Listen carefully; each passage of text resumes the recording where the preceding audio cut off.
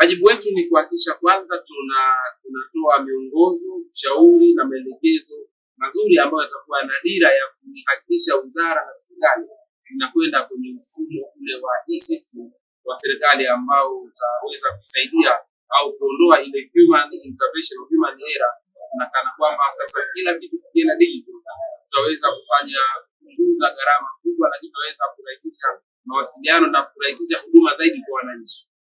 Kwa kamati kuangalia namna gani tunakwenda kuwakuza maafisa.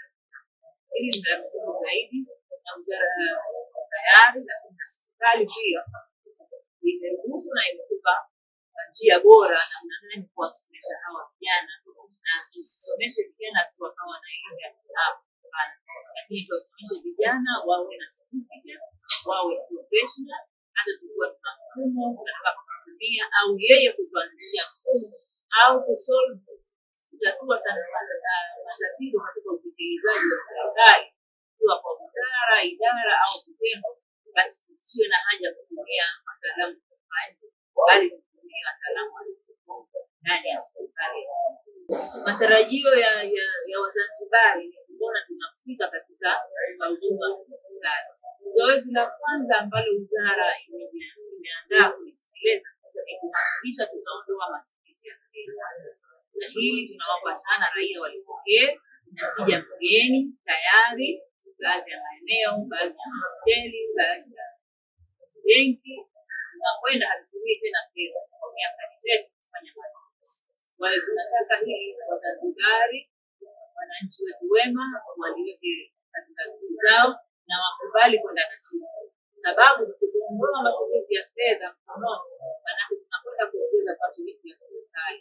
Lakini kama haitoshi, hata yule muuza mhogo sasa ataweza kuona uwepesi, ataweza tunasema kuformalize, ataweza kuona uwepesi wa kuweka akiba, lakini kutumia fedha yake kwa mpango maalum.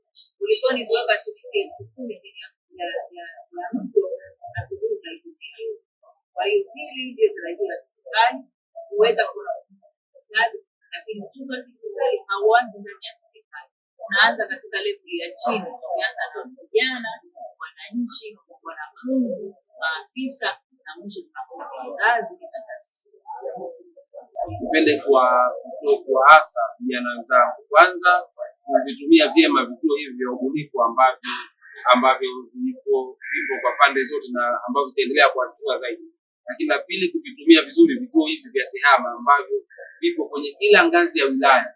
Watakapovitumia vizuri ndivyo vitakavyoweza kuleta matokeo yaliyokuwa chanya na mazuri katika taifa letu, tukiamini kujitoa kwao kwenye masuala ya mtandao na kimfumo inaweza kuisaidia nchi kutoka kwenye hatua moja kwenda kwenye hatua ya pili. Nchi, serikali inategemea kundi kubwa la vijana, wao ndio ambao tunawategemea zaidi. Wapo vijana wapo vioni na wapo ambao wamemaliza vioni. Tunawaomba, tunawasisitiza kwanza wavitumie vituo hivi katika kila wilaya ambayo vipo, tutakapotoa tutaweza kusaidia kwenye masuala ya mfumo. Na pili, waweze kubuni vitu ambavyo vinaweza vikasaidia kwa namna moja ama nyingine shughuli za serikali, na kupitia ubunifu wao tunaweza tukazalisha mambo mazuri yatakayokuwa yenye tija katika